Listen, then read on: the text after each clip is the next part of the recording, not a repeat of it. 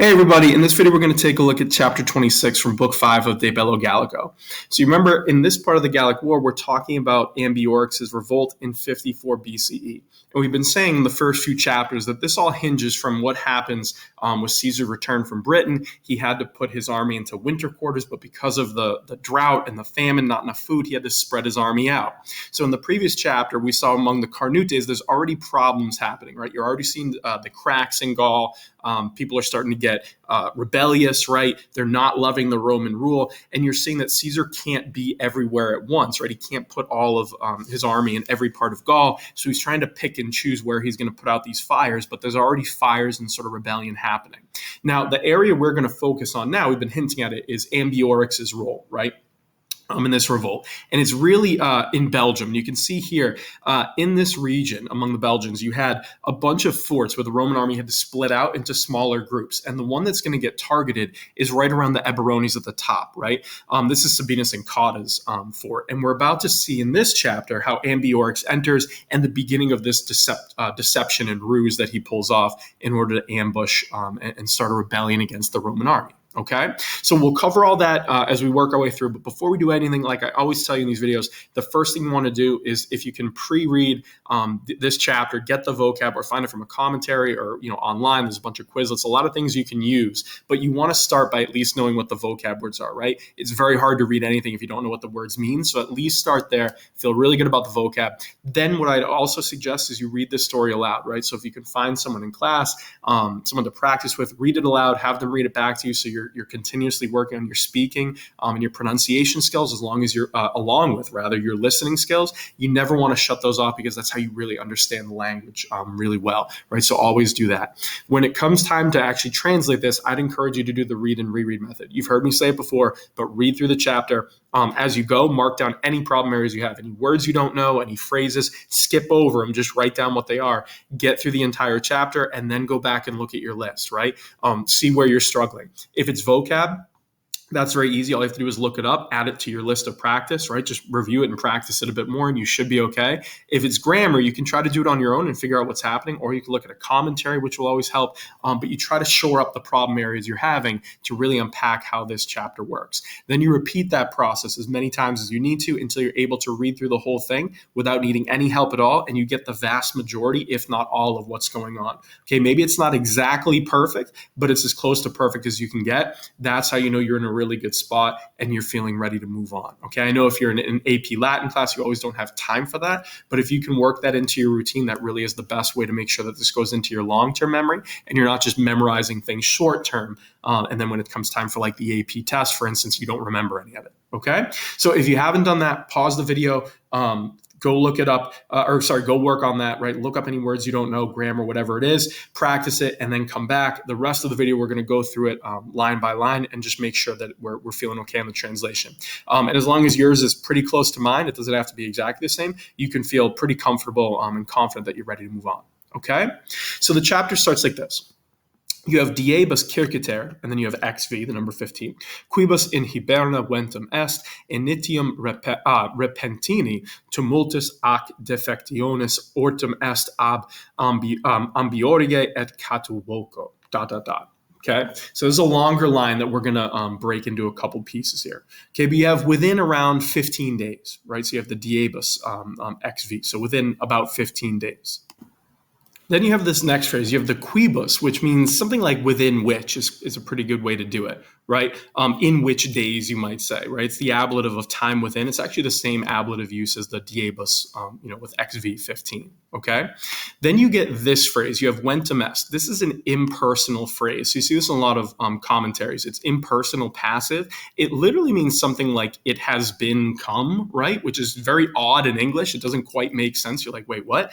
But you can translate this actively and say they came, right? So pretend that's what it is. They came into winter quarters in Hiberna, right? So it's saying within that 15 days in which they came into winter quarters, right?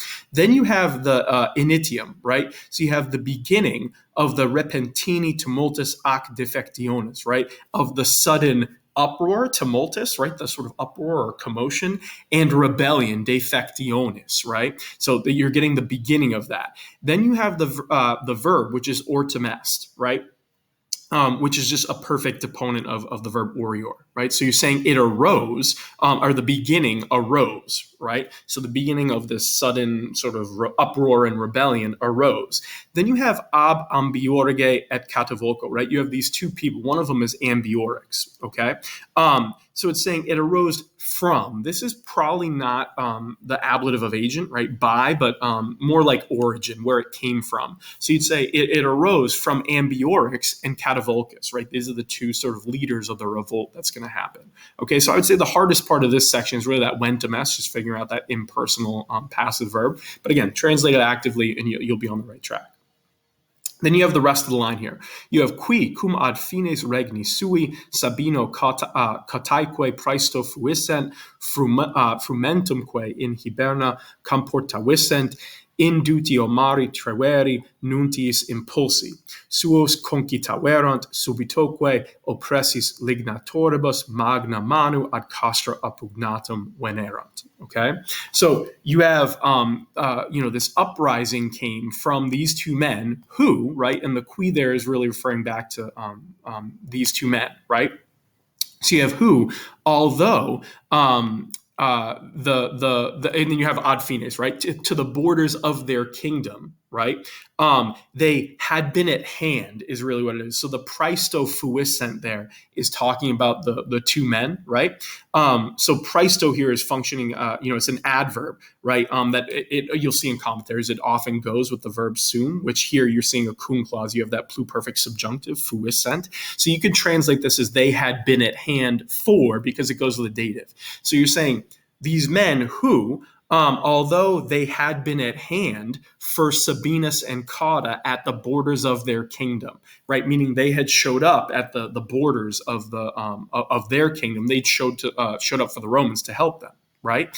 And they had comportavissent, they had brought frumentum, right? They had brought grain into their winter quarters in Hiberna, meaning the winter quarters of the Romans. So it's saying, although these two men had showed up for Sabinus and Cauda, right? And notice how they are labeled here and named.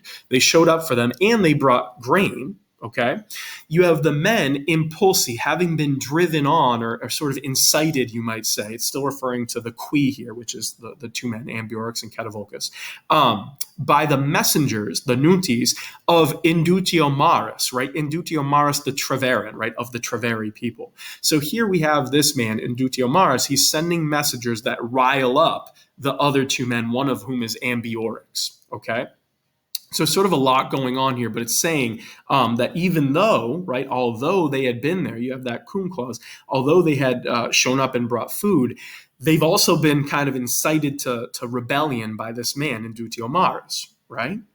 And they suddenly, right, subitoque, right, they had incited concitaverant, their own people, suos. So they were impulsi, they were incited by the messengers, and they had suddenly urged on or incited their own people as well. Okay. Now you have oppressis lignatoribus magna manu. Okay. So the lignatoribus here is the middle of an ablative absolute, right? So you're saying suddenly having been overwhelmed with lignatoribus, with woodcutters. Okay. And with a large band, right, a large army, they came, venerant, right, they came to the camp ad castra, and then you have appugnatum here. Now, appugnatum is a supine, right? So it's a supine in the accusative. What it's doing here, the simplest way to understand this is it's showing the purpose. A lot of times you'll see in English, we translate this as an infinitive. So you can take appugnatum as to assault. So in other words, they came to the camp to assault it, right? To make an attack or make an assault. Okay, so going back to that ablative absolute, the lignatoribus here, the woodcutters, are talking about the Romans. So in other words, if you're trying to unpack what's happening here, you have this phrase with the woodcutters suddenly having been overwhelmed or oppressed. You're getting an insight into a Roman camp. They've set up camp for the winter. They're collecting their food, and now they're out collecting wood. And all of a sudden, out of nowhere, here comes Ambiorix and revolt here, killing the men or the soldiers that had been sent out to collect wood, right? The lignatoribus. So that's what Caesar's getting at here. There's this sudden attack, and the attack is made magna manu, with a large body of men. Remember that manu means like a band of men, right? It's an ablative of means here. So they came to attack the camp with a large body of men. So all of a sudden the Romans look out, their wood collectors are getting attacked, and this man who had been their ally, Ambiorix, is all of a sudden attacking them. They don't know it's Ambiorix yet, and you're going to see how that plays in, but they're seeing all these locals, right, the local tribes, the Gauls, suddenly attacking them. Okay, so it would have felt like it came out of nowhere. Then you have the next line. You have cum celeriter nostri arma cepissent, valumque ascendissent, atque una ex parte Hispanis equitibus emissis, equestri prolio superiores fuissent, desperata re hostes suos ab appugnatione reduxerunt. So we have sort of a longer line here with a bunch of stuff happening here. Okay. So you start with the cum clause. You're saying since quickly our men, nostri, right, our men, had taken up arms. You have the cum clause going with the subjunctive here, right? You have the pluperfect. So since they had quickly taken up arms and they had climbed ad scendissent, right? They had climbed up the wall, right? The wall of the camp, and from one part or direction, right? Una ex parte. You might even see like on one side or from one side, and you have this ablative absolute here, right? You have Hispanis equitibus emissis. So with the Spanish cavalry having been sent out, emissis. So Caesar's giving you a couple things here happening. The soldiers the soldiers take up arms. They climb up the wall. And on one part or one side of the camp, the Spanish cavalry they have with them was sent out, right? Hispanis equitibus emissis, okay? So since all these things happened, fuissent, they had been, meaning our men had been, superiores. They had been superior in a equestri prolio, in a cavalry battle or in a cavalry engagement, right? You might say, right? In an equestrian battle, literally. So they send out the cavalry and the Romans are winning, right? They win that engagement with their Spanish cavalry. Then you have another ablative absolute, right, with desperata re. So with the affair having been desperate, you might say, right, not really going well, the hostes, the enemy, they reduxerunt, they led back or retreated, really. They pulled back themselves, suos, right? The enemy led themselves back or retreated from the appugnatione, from the attack, right, from the assault. So again, what happens here is the Gauls attack the camp. The Romans respond pretty quickly. They send out their Spanish cavalry. They drive off the enemy in this cavalry engagement. And now you have the Gauls backing away from the camp. Okay, so they're not able to really full on assault it. Then you have the last line of the chapter here. You have tum sua more conclamaverunt uti aliqui ex nostris ad colloquium prodire habere sese quae de re communi dicere velent quibus rebus controversias minui posse sperarent. Okay? So you have then sua more, so according to their own custom, right? They shouted conclamaverunt, right? They shouted that. You have uti here, right? Which is functioning like an ut clause, right? So they shouted that, okay? That someone, aliqui, might go forth. It's an indirect command here because you have that shouting at them, right? So it's almost like commanding, like, hey, someone get out here, right? Someone come forth. And you have aliqui there, which is the indefinite adjective. It's nominative singular, right? So this is basically, if I remember right from commentaries, it's the same thing as aliquis, okay? So they shouted or almost demanded that someone come forth from ours, right? From ex nostris means like from our men is really what it means. Someone from the Roman men come forth for a discussion ad colloquium, right? For a discussion. It almost means like for the purpose of a discussion with ad there. So the Gauls attack, they're driven back, and then they come with diplomats saying, hey, get out here. We want to talk to you, okay? So they shouted that. You have this indirect statement here, right? And it's governed by the shouting. Okay, so they're shouting something, and now you're getting this indirect statement. So it's just sort of kind of missing the verb of speaking here, but it's almost implied by the shouting, the conclamaverunt that happened before. So it almost means like they shouted for someone to come down, saying that they, say, right? They had habere, right? They had things to talk about, right? Is kind of what it is, right? So it's saying they had things which, right? Things is the implied part of quae. Things which they dicere velent, they wanted to say de re communi, about the like common situation, the common affair, or you might even say, like, I think some commentators say like about their common interests, right? But literally means like about common affairs. It's kind of what it is. So they shout out, they say, hey, someone come down. We need a diplomat. We have things that we want to talk about that are mutually beneficial for everyone, right? We want to figure this situation out. Okay. Then you have quibus rebus, right? By which things, it's the ablative of mean, by which things they had hoped, or they hoped, sperarent, right? Again, we're still having this big indirect statement happening here, right? There's your imperfect subjunctive. So they hoped to be able, or that they were able, they hoped that the controversias, the disputes, were able to be lessened. Minui is your passive infinitive there. So they're saying we have things we want to talk about, and we're hoping that through this discussion, the controversias, the disputes we're having, might be lessened, right? And the disputes are really talking about sort of the causes of this rebellion, right? And the reason they're out here attacking everyone. Okay? So a couple things that you want to think about as you go through. Okay, so you want to notice here, you're finally seeing the revolt kind of springing into action and kicking off. And he's tricking Sabinus and Cotta, or he's going to. And you can notice here, it's really on purpose. He names them very specifically, right? He's very quick. Caesar's quick to tell you, this is Sabinus and Cotta, right? These are the guys who messed it up. But another thing that you see here is the sort of secret messages to Ambiorix, right? With Indudio Maris. So how would he know this, right? Whenever you have Caesar talking about secret messages, this is a rebellion, right? A revolt. This wouldn't have been common knowledge. It makes you wonder how he knew this, right? And you're going to see it's probably that he captured someone, or that they found out one way or another through their spies or prisoners. But again, it's interesting how Caesar presents this information, because remember, he wouldn't have known this, right? It does catch everyone off guard, right? But clearly he does understand that something happened with Indudio Maris, which he finds out later.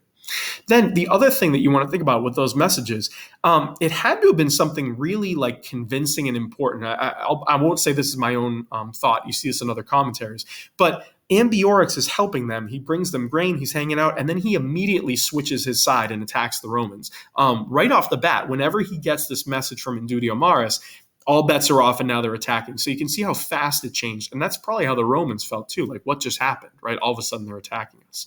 The other thing that's interesting is, even though the Romans get completely caught off guard here, notice how quickly they respond, right? So they're able to drive back the attack pretty quickly and fairly easily from the way Caesar describes it. So when you read this, you're like, oh, hey, the commanders in charge must be pretty good. But notice he doesn't actually name any of the commanders, right? So he doesn't say Sabinus and Cotta rallied the troops. He gives them zero credit. He just mentions the men, nostri. That's on purpose, and something I would encourage you to think about. He says, our men responded, and our men climbed the walls, and our men drove them off in the cavalry engagement. There's no mention of any commanders, which is kind of interesting and honestly telling. Okay?